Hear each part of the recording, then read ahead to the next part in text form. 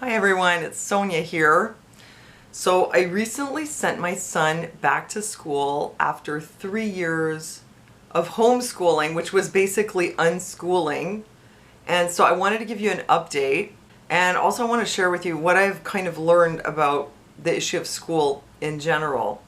This video is basically for all you autism parents out there, especially, but any parents who are having a hard time with their kids being at school. And I just want to say thank you to those of you who support me on Patreon, because that really helps keep my channel going. Also, here's another way you can support my channel if you're interested in the CLO2 pouches, which eliminate odors by removing viruses, bacteria, fungus, and mold. You get 15% off and no shipping and handling for a pack of 3, even if you live in Canada. So if you're interested, please click the link below for more info. I think you'll find the info quite interesting, actually. So check it out. Even if you're not planning to buy it, go check out the info. Okay, for the sake of brevity, I am not going to recap our entire saga. I have a whole playlist on my channel that is called Autism and ASD, and pretty much all the horrible stuff that we went through with Gunner's school experiences is documented in that playlist. So if you want to know the whole story, it's all there. But just very briefly, he entered school without a diagnosis, and it was a very long, hard road for the next few years. He was in school for a total of 5 years, and in that time he was switched schools about like 7 or 8 times, not by me, but either by his psychiatrist or the school board. So he had very negative experiences at school that were basically abusive. People just couldn't understand his disability. They would just see him as oppositional, and their approach was usually punitive, and including also like restraint holds. He would come home with bruises, and basically they just treated him like he was a bad person. They would put him in an in-school suspension at St. Gabriel, like barricade him in the room all day. At the last year they failed him grade 5. They said because he was not mature enough to go to high school in 1 year after, which totally demotivated him. Rosalind, it was a basement class. It was a containment zone. Again, nobody was really trained for autism. Again, punitive, lots of restraint holds, same as St. Gabriel. It's just awful. So he had a really bad experience, and it was really taking a negative toll on him, not just from like the abusive and not just from the abuse and mishandling, but also from losing his friends over and over and over again. So finally I took him out, and I had him home for 3 years. Academically it was hard. It was hard for me because he's not that cooperative when he's not motivated, and it was really hard to get him to do stuff. Some things he was very willing to do, like history and geography. He became kind of an expert in history. Other things like writing, he has a written expressive language disability, so it's very hard for him to think about stuff and then also write it down. So there was really not that much progress, a little bit, but with written expression it was very hard. Math was like a huge struggle. Takes a pan flute from his belt and plays a little tune. Is suddenly completely dry. Perfect. Marvelous. Actually, absolutely astounding. You sit back down, suddenly drained. Your mind is reeling from what just happened. Arrive at the library 8 this evening to receive your assignments. Thank you so much, Dean Geoff, really. I promise you. So it just, basically, I'll tell you the truth, it took a lot out of me. It was like I was constantly preoccupied with how to get him through the material. First year, he had a tutor for part of it. He got through grade 5. Second year, grade 6, it was all me, and I was doing like a more typical homeschool approach. Eventually, I moved it more towards unschooling. I abandoned the whole like sit down at the table with the textbook. There was a lot of like integrated, you know, you're doing photography while you're learning about history because you're on an outing and this kind of stuff, and then maybe you can write something down after. But again, he wasn't always cooperative. It was hard. It was really hard for me, but we got through grade 6. Grade 7, it was more of an unschooling approach, more than ever. And we did focus on like one subject at a time, but it was very child-led. It was very sort of free-form.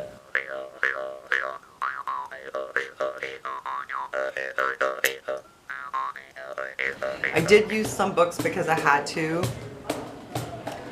So we had to do this stuff from the Ministry of Education, but I think most of his learning was like on his terms in his own way. And we did get through it. This was, of course, when the lockdown happened. So at that point, the ministry said, oh, like, they're not going back to school. So whatever they've done until now, let's just pass them or not based on what they've done. So he really lost motivation. So this year, though, he wanted to go back to school. And we were lucky we got him into a program that is specially made for kids with autism spectrum, and the teacher actually has the training. And another thing that happened like during this time when he was unschooled in the last year was I got him a PlayStation, because he wasn't really having a lot of contact with kids in the real world, and he was pretty bored, so I finally got him one. And I know a lot of people say, oh, like, that's awful, PlayStation, once you, because I've heard this from other people, like other moms, oh, I gave my son a PlayStation, I lost him forever, and he never did anything else again. That wasn't our experience. He did play, but he didn't become like obsessed with video games, but what he did was he made friends online. So actually for him it was a good thing, because he got to have friends that were his age, because it's so boring for him to be stuck with his mom all the time. And because I do work and I have other stuff going on, and with his issues, like integrating into like a homeschooling community, it just never happened. We had church and like a couple activities here and there, but pretty much it was just him and me, and he was so fed up. So it was good for him to be online with his peers. That was actually really great. And I found that actually his behavior improved, like his social behavior improved so much, I think, from all this practice of social interaction.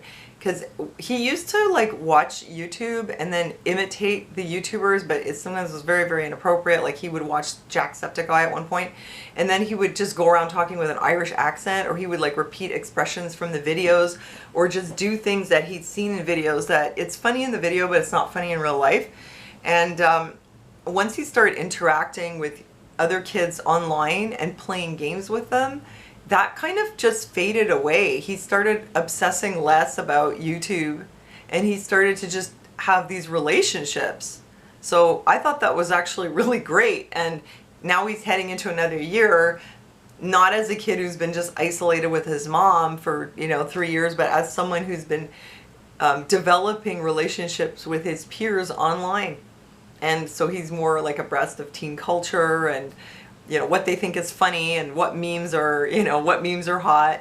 So the PlayStation, actually, it was not a bad thing, despite what I'd heard people say. For us, I think it was good. It worked for him.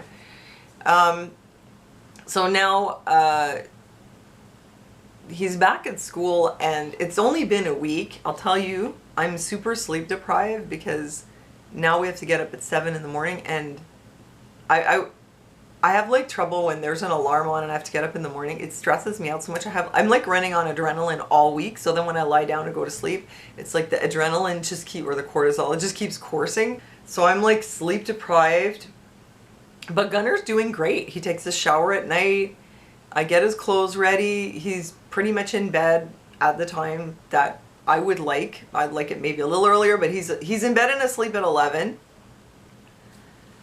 It's a little hard to prime off his friends on PlayStation at the end there, but I get him off maybe an hour before bedtime. He's going to bed, and he's getting up in the morning. I have to prod him a little to get up, but basically he really wants to be at school. So this is what I'm seeing. Now that he's in a place where it's a good environment, where he's not being pulled around, he's not being treated like he's just oppositional, the teacher is properly trained, the subject of matter is interesting. He made a friend right away. First day he made friends. Now they're like buddies, him and his little friend. So when it's a good environment and he's motivated, then he becomes so much more cooperative. So it makes me realize, like, before, what was happening with school or even homeschooling, it's always that we as adults are saying, well, this is what you need to be doing, and we're pushing him to do that because, well, we're the adults, we know best.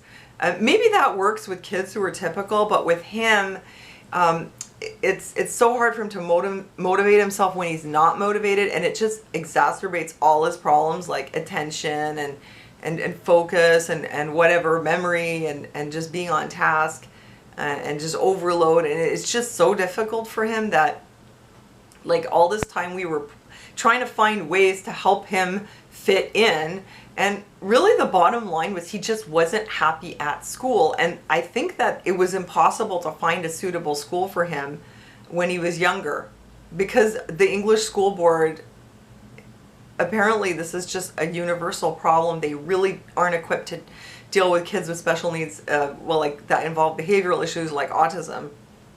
So basically he was just miserable.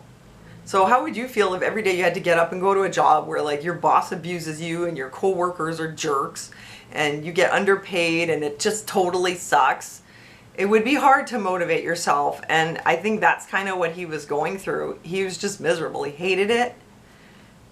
And he did like having friends at school, but just the whole experience with the staff was so negative.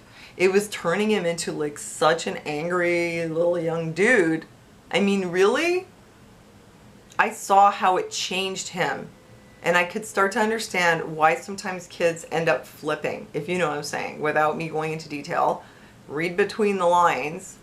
A lot of times they say, oh, like the child, you know, the kid had Asperger's or whatever, and now I understand when you go to school and you're mishandled and you're mistreated every day by people who don't really know what they're doing with you as an autistic person, it takes a big toll. So that's what was happening with my son when he was in elementary. And finally, like, I put an end to it. And he recovered from all that trauma. And now he's really eager to be with other kids, and he's really eager to be out of the house because he's been here for like 3 years.